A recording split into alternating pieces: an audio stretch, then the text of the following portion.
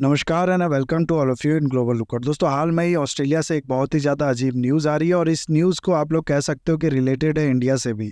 और इस न्यूज़ को दोनों ही कंट्री, ऑस्ट्रेलिया हो गई या फिर इंडिया हो गई, इसमें काफ़ी ज़्यादा डिस्कस किया जा रहा है। साथ ही साथ दुनिया भर की जो मीडिया हाउसेस है वो भी इनको काफ़ी ज़्यादा कवर कर रही है।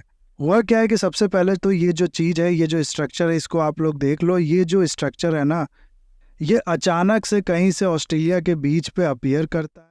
और मिंट का यहाँ पर ये आर्टिकल है जिसमें आप लोग देख सकते हो, इस चीज को कहा भी गया है कि ऑस्ट्रेलिया की जो अथॉरिटी है वो पजल्ड है इस मिस्टीरियस ऑब्जेक्ट जो कि ऑस्ट्रेलिया के बीच में मिला है उसकी वजह से। इस चीज को मिस्टीरियस ऑब्जेक्ट कहा गया है। और ऑस्ट्रेलिया की जो अथॉरिटी है ना, उनके बारे में मैं आप लोग को बताऊं तो उनने इस चीज को लेके रिक्वेस्ट भी कर दी है लोगों से कि कुछ भी इस तरीके का और भी चीज उनको अगर देखने को मिलता है बीच पे या फिर कहीं पर, तो उसके बारे में तुरंत इन्फॉर्म करें। साथ ही साथ ये भी बोला है ऑस्ट्रेलिया के अथॉरिटी ने कि ये हो सकता है डेंजरस हो, इसीलिए ऑस्ट्रेलिया की जो पुलिस है, आसपास की जो पुलिस है जहाँ पर ये मिला है, उसने लोगों को इसके आसपास जाने से रोक दिया है।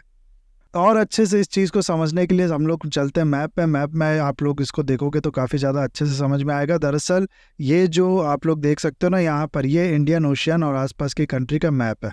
यहाँ पर आप लोग देख सकते हो ये इंडिया है, और इससे अगर आप लोग इस डायरेक्शन में जाओगे तो यहाँ पर मिलेगा ऑस्ट्रेलिया। ऑस्ट्रेलिया के बारे में आप लोग जानते भी होंगे कि ज़्यादातर उसकी जो आबादी है वो उसके ईस्टर्न पार्ट में रहती है। ये वाला जो एरिया ना, ये बहुत हद तक बैरन है। ये ऐसे ही आप लोग जाओगे तो खाली एरिया मिलेगा, बहुत कम यहाँ पर पॉपुलेशन जो है वो रहती है। थोड़ा बहुत पॉपुलेशन यहाँ पर एक फेमस सिटी है पर्थ, इसके आसपास आप लोग को देखने को मिल जाएगा। और इसी पर्थ के ऊपर अगर आप लोग देखोगे थोड़ा सा, तो यहाँ पर आप लोग को एक बे मिलेगा जिसका नाम है जूरियन बे। और इसी बे के पास एक बीच है जिसका नाम है ग्रीनलैंड बीच। उसी बीच पे ये इस तरीके का ऑब्जेक्ट जो है ये अपीयर किया है, जिसको लिंक किया जा रहा है इंडिया का जो हाल में चंद्रयान 3 लॉन्च किया गया उससे। हाल में ही आप लोगों को पता होगा इंडिया ने अपना चंद्रयान 3 यानी कि थर्ड मून मिशन जो है वो लॉन्च किया है, जो लॉन्च काफी ज्यादा सक्सेसफुल भी रहा। और 23 अगस्त को ऐसा बताया जा रहा है कि इसका जो लैंडर है वो जाके पहुंचेगा मून की सरफेस पे, यानी कि वो उतरेगा मून की सरफेस पे। तो लेट्स होप उस समय तक सब कुछ ठीक ठाक चले और ये मिशन जो है वो कम्प्लीटली सक्सेसफुल हो। लेकिन ये जो चंद्रयान मिशन है उसी के बारे में मैं आप लोग को बताऊं तो ये जो पार्ट मिला है ना, इसको बोला जा रहा है कि ये जो चंद्रयान मिशन है, जिस व्हीकल का, जिस लॉन्च व्हीकल का इस्तेमाल करके भेजा गया था, उसी का ये पार्ट है।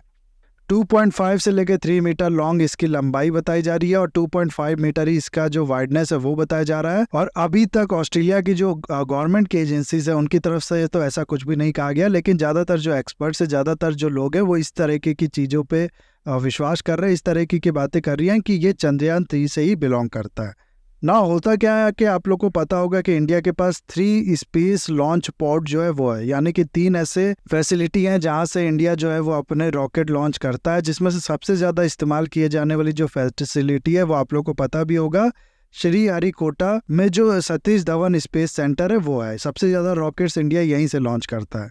उसके बाद भी आपको 2 और जो स्पेस पोर्ट है आप लोग कह सकते हो वो यहाँ पर लिखे हैं, उनके नाम वो पता होना चाहिए। इसको यहाँ से आप लोग देख लेना और याद रख लेना। और ये जो चंद्रयान 3 था ना, इसके बारे में भी मैं अगर आप लोग को बताऊं तो ये लॉन्च किया गया था सतीश धवन स्पेस सेंटर से। अब इंडिया से जो रॉकेट लॉन्च किए जाते हैं, जो स्पेस में ऑब्जेक्ट भेजे जाते हैं, उनकी जो आप लोग कह सकते हो कि डायरेक्शन होती है ना, जो उनकी ट्रेजेक्टरी होती है वो कुछ इस तरीके से होती है। ये पास होते हैं इस तरीके से ऑस्ट्रेलिया के ऊपर, उससे भी होते हुए पास होते हैं, जिनका एक कारण भी है। जिसका मेन कारण है वो ये कि आप लोगों को पता होगा कि जैसे जैसे ये जो रॉकेट है ये ऊपर जाता है, जो जो इक्विपमेंट्स होते हैं, जो जो इसमें चीज़ें लगी होती है, जो जो पार्ट्स इसमें लगे होते हैं, जिनका इस्तेमाल ख़त्म हो जाता है, वो टाइम टाइम पे गिर जाते हैं। जैसे कि कोई चीज़ सिर्फ इनिशियल थ्रस्ट देने के लिए लगी हुई है तो उसको फिर और ऊपर ले जाने से फ़ायदा नहीं है। जब उसका काम ख़त्म तो वो गिर जाए तो ही फ़ायदा है, ताकि वेट भी इसका पूरा कम होगा। और ऐसा होता भी है, ये चीज़ गिर जाता है। जो फ्यूल टैंकर होता है वो जब ख़त्म होता है तो वो भी गिर जाता है। और ये चीज़ किसी लैंड पे, किसी ऑक्यूपाइड प्लेस पे जहाँ लोग रह रहे हो वहाँ पर ना गिरे, इसीलिए इंडिया की तरफ से आप लोग कह सकते हो ये जो ट्रेजेक्ट्री है ये मेंट करके रखा जाता है, ताकि ज़्यादातर जो चीज़ें हैं वो यहाँ पर ओशियंस में ही गिर जाए। और इस तरीके से इंडिया जो है वो ज़्यादातर अपने जो उसके लॉन्च व्हीकल्स होते हैं उसके ऑब्जेक्ट्स को यहाँ पर ओशियंस में गिरा देता है। यही कारण है कि हाल में जब चंद्रयान 3 लॉन्च किया गया उसके बाद ये जो चीज़ मिला है इसको जोड़ के देखा जा रहा है इंडिया के इस मिशन को लॉन्च करने के लिए जो लॉन्च व्हीकल इस्तेमाल किया गया है उससे।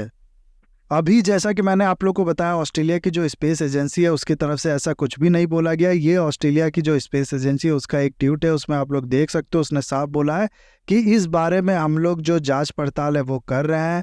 आसपास की जो कंट्री है उसके साथ उससे पूछ रहे हैं कि क्या ये आपसे बिलोंग करता है।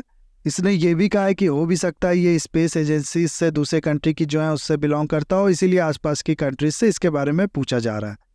तो इसीलिए आप लोग कह सकते हो कि गवर्नमेंट एजेंसी जो है ऑस्ट्रेलिया की, उनकी तरफ से ऐसा कुछ भी नहीं कहा गया। लेकिन जो एक्सपर्ट्स है, जो आप लोग कह सकते हो एविएशन इंडस्ट्रीज या फिर स्पेस एजेंसी से रिलेटेड लोग हैं, उनका बहुत हद तक ऐसा मानना है कि ये इंडिया के ही किसी स्पेस व्हीकल का है। लेकिन बहुत एक्सपर्ट जो है उनका ऐसा नहीं कहना है कि ये चंद्रयान 3 से बिलोंग करता है। बहुत लोगों का ये कहना है कि ये इंडिया के प्रीवियस किसी मिशन से बिलोंग करता है। क्योंकि अगर आप लोग देखो ना, तो ये जो पार्ट है इसको आप लोग देखो, इसमें जो इम्प्रिंट्स है, जो इस तरीके का डिज़ाइन है, इसको जोड़ के देखा जा रहा है इंडिया के PSLV से, कि PSLV में इस तरीके के पार्ट हुआ करते थे, वहाँ पर इस तरीके की चीज़ें देखने को मिलती थी।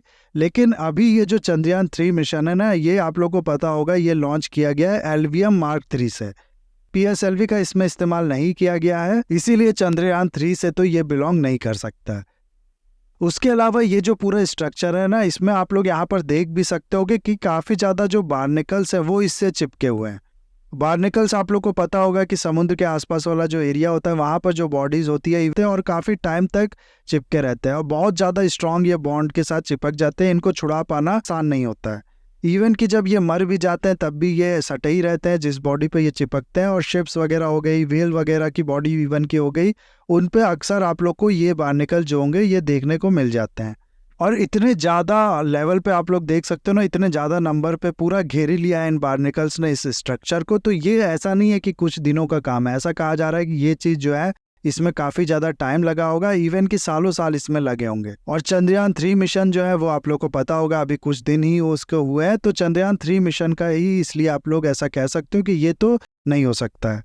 इसीलिए इसको ऐसा मानने को तैयार नहीं है बहुत से लोग कि ये चंद्रयान 3 मिशन का। और उसके अलावा ये कहा जा रहा है कि ये हो सकता है कि इंडिया का जो प्रीवियस चंद्रयान 1 मिशन था उससे बिलोंग करता हो। चंद्रयान 1 मिशन जो है वो आप लोग को पता होगा इंडिया ने लॉन्च किया था 2008 में, और ये काफ़ी ज़्यादा इम्पॉर्टेंट, काफ़ी ज़्यादा ऐतिहासिक मिशन था इंडिया की स्पेस इंडस्ट्री के लिए, आप लोग ऐसा कह सकते हो। क्योंकि इस मिशन से इंडिया ने चांद पे पहली बार अपनी जो पहुँच है वो अचीव की थी।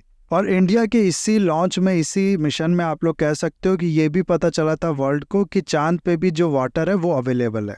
इसीलिए इसको चंद्रयान 3 का नहीं बोला जा रहा, और कुछ लोग ऐसा क्लेम कर रहे हैं कि ये चंद्रयान 1 से हो सकता है बिलोंग करता हो। इसके अलावा एक आर्गूमेंट ये भी दिया जा रहा है कि ये मलेशियन एयरलाइंस का एक प्लेन था MS-370, जो कि 2014 में अचानक से लापता हो गया था। किसी को नहीं पता था ये कहाँ चला गया है। बहुत लोग ने इसके खोजने की कोशिश भी की थी, लेकिन कुछ भी इसके बारे में पता नहीं चला। उसके बाद फिर एक इसको लेके जो थ्योरी है वो ये दिया गया था कि ये ऑस्ट्रेलिया के वेस्टर्न कोस्ट के आसपास किस जो वाटर बॉडी है, जो ओशियन है, उसमें जाके गिर गया है। तो उससे जोड़ के भी इस चीज़ को देखा जा रहा है। ये भी कहा जा रहा है कि MS-370 जो है उसी का ये पार्ट है। लेकिन एक फेमस एविएशन जो एक्सपर्ट है जॉर्जी थॉमस, उनका ये कहना है कि नहीं, ये इसका पार्ट नहीं है। और क्यों ये ऐसा कहते हैं? क्योंकि इनका कहना है कि ये जो पहली बात स्ट्रक्चर है ना, ये उतना वियर एंड टियर नहीं शो कर रहा है जितना 9 साल में हो जाना चाहिए अगर ये इस फ्लाइट का पार्ट होता तो। उसके अलावा ये कहते हैं कि ये बोइंग 777 जिसका प्लेन था, ये मलेशियन एयरलाइंस जो ऑपरेट करती थी, उसका पार्ट बिल्कुल भी नहीं लगता है देखने से। तो ये आर्गुमेंट ये देते हैं। लेकिन अगर इसी लॉजिक पे हम लोग जाए, ये जो इनका आर्गुमेंट है कि इसको 9 साल हो गए और ये स्ट्रक्चर उतना वियर एंड टियर नहीं देता जितना 9 साल में दे देना चाहिए, तो उस हिसाब से तो ये चंद्रयान 1 का जो कहा जा रहा है वो भी आर्गुमेंट फेल कर जाता है, क्योंकि उसको तो 15 साल हो गए हैं। तो खैर, अलग अलग सबके ओपिनियन है। अभी इसके बारे में कुछ खास, कुछ पुख्ता नहीं कहा जा सकता है। जैसे जैसे फ्यूचर में इसके बारे में और पता चलेगा, इन्वेस्टिगेशन होगी, उसके बाद ही इसके बारे में पूरा जो चाहिए वो सबके सामने आएगी। उसके अलावा मैं अगर आप लोग को बताऊं तो इस तरीके की जो चीज़ है ना, कि एक कंट्री का कोई ऑब्जेक्ट दूसरे कंट्री के किसी प्लेस पे जाके मिलता है तो छोड़ दो, ज़्यादातर ये जो चीज़ें होती है दूसरे कंट्री की जो जगह है वहाँ पर जाके पहुँचता है। और कई बार तो ये तो खैर तैर के आप लोग कह सकते हो कि वाटर के थ्रू पहुँचा है। लेकिन कई बार तो ऐसा होता है कि जो कंट्री स्पेस मिशन लॉन्च करती है ना, उसके जो व्हीकल्स का पार्ट वगैरह होता है वो डायरेक्टली आके हिट करता है कंट्री को, किसी दूसरे कंट्री को, जिससे ऑफकोर्स जान और माल का नुकसान होने का भी खतरा होता है। और ऐसा बहुत बार हो भी चुका है। हाल में ही चाइना का इसी तरीके का ऑब्जेक्ट जो है वो अनकंट्रोल्ड वे में गिरने वाला था अर्थ पे, और जिसको लेके ऑस्ट्रेलिया ने काफ़ी ज़्यादा उसको क्रिटिसाइज भी किया था। उसके अलावा सिर्फ ऑस्ट्रेलिया की ही अगर आप लोग बात करो ना, तो ये कंट्री काफ़ी ज़्यादा फेमस है इस चीज़ में। बहुत से ऑब्जेक्ट जो है दुनिया भर की जो कंट्री अपनी जो रॉकेट्स वगैरह लॉन्च करती है, उसकी जो ऑब्जेक्ट्स होते हैं वो अक्सर आके यहाँ पर गिरते हैं। अब इसके लिए इसका जो लोकेशन है उसको कारण समझो या फिर कोई और आप लोग कारण समझो, लेकिन बहुत इस तरीके के जो ऑब्जेक्ट होते हैं वो, जैसा कि मैंने आप लोग को बताया, ऑस्ट्रेलिया पे आके गिरते हैं। लोकेशन ही बेसिकली कारण होगा, और क्या कारण होगा इसका। अभी इसके जो एग्जांपल्स है वो मैं आप लोग को बताऊं तो सबसे पहले तो 1979 में नासा का एक प्रोजेक्ट था ओपन स्काई करके, उसके भी कुछ पार्ट्स ऐसे ही आके गिरे थे ऑस्ट्रेलिया के रूरल एरिया में, गांव देहात में जो वहां पर खेत थे वहां पर आके ये गिरा था। उसके अलावा अगर हाल में आप लोग देखो ना, तो स्पेस एक्स का एक इसी तरीके का ऑब्जेक्ट हाल में ही आके ऑस्ट्रेलिया में गिरा था। तो ये चीज जो होती है ये होती रहती है ऑस्ट्रेलिया के साथ, और सिर्फ ऑस्ट्रेलिया के साथ ही नहीं, ऑस्ट्रेलिया में हालांकि थोड़ा ज्यादा होती है, लेकिन उसके अलावा भी इधर उधर आप लोग देखोगे ना, तो एक कंट्री के स्पेस के जो ऑब्जेक्ट्स होते हैं वो दूसरे कंट्री पे वो कभी कभार गिर जाते हैं, और जिसको लेके यूएन में एक कन्वेंशन भी बनाया गया है जिसका नाम ही है लायबिलिटी कन्वेंशन। दरअसल इस तरीके की जो चीज़ें होती है ना, उसमें जैसा कि मैंने आप लोग को बताया, जान का माल का भी नुकसान हो सकता है। साथ ही साथ ये चीज़ जब आके गिर जाती है या कहीं पर पहुंच जाती है, तो इसको हटाने में, इस एरिया की साफ सफाई में भी काफ़ी ज़्यादा पैसा खर्चा होता है। इसीलिए यूएन में लायबिलिटी कन्वेंशन लेके आया गया था 1972 में, जिसमें पूरा ये बताया गया था कि जिस कंट्री से ये बिलोंग करती है वो कंपेंसेशन देगा, होस्ट कंट्री की क्या ड्यूटी होगी, और ये इसको जो भेजने वाली कंट्री है उसकी क्या रिस्पॉन्सिबिलिटी होगी, ये सब इसमें बताया गया था। और इस कन्वेंशन का इस्तेमाल करके मैं आप लोग को बताऊं तो आज तक सिर्फ एक ही बार जो सेटलमेंट है दो कंट्रीज के बीच में वो किया भी गया है। ये सेटलमेंट किया गया था यूएसएसआर यानी कि सोवियत यूनियन और कनाडा का बीच में 1978 में, जब यूएसएसआर ने $3 मिलियन जो है वो पे किए थे कनाडा को, जो कि आज के अकॉर्डिंग अगर आप लोग देखोगे ना तो $10 मिलियन के बराबर होता है। तो इस तरीके की चीज़ अगर किसी दूसरे कंट्री तक पहुंच जाती है, किसी एक कंट्री की, तो इसमें दो चीज़ होती है। जैसा कि मैंने एक बताया आप लोग को, पहले तो कंपेंसेशन देना जब पड़ता है, दूसरा उसके बाद भी उस कंट्री पे काफ़ी ज़्यादा क्रिटिसिज्म जो है वो किया जाता है कि उस कंट्री का ये मिशन जो है ये लोगों को भी नुकसान पहुँचा सकता था, वो कंट्री अपने ऑब्जेक्ट्स को कंट्रोल नहीं कर सकती। इस तरीके के भी जो आर्गूमेंट्स हैं वो काफ़ी ज़्यादा रेज किए जाते हैं। हालांकि इंडिया का ये जो ऑब्जेक्ट है, अगर ये इंडिया से बिलोंग करता है तो इसके बारे में तो ऐसा नहीं कहा जाएगा, क्योंकि ये गिरा नहीं है, ये आप लोग कह सकते हो कि तैर के यहाँ तक पहुँच गया है, जिसमें ऑफकोर्स इंडिया का तो कोई हाथ नहीं है कि इंडिया ने तो प्लान वे ही में इसको ओशियन में गिराया होगा। अगर ये इंडिया से फिर मैं कहूँगा बिलोंग करता है तो ये है पूरी न्यूज़। जो भी इससे रिलेटेड इन्फॉर्मेशन थी वो मैंने आप लोग को बता दी यहाँ पर। आगे जो इससे रिलेटेड और नई इन्फॉर्मेशन आती है वो भी मैं आप लोग को अलग वीडियो में बताता रहूँगा। बाकी इस वीडियो को मैं यहाँ पर करता हूँ ख़त्म। आई होप वीडियो आपको अच्छा लगा होगा। इसे लाइक, कमेंट, शेयर, सब्सक्राइब जरूर कीजिएगा। That's all. Have a nice day. Take care.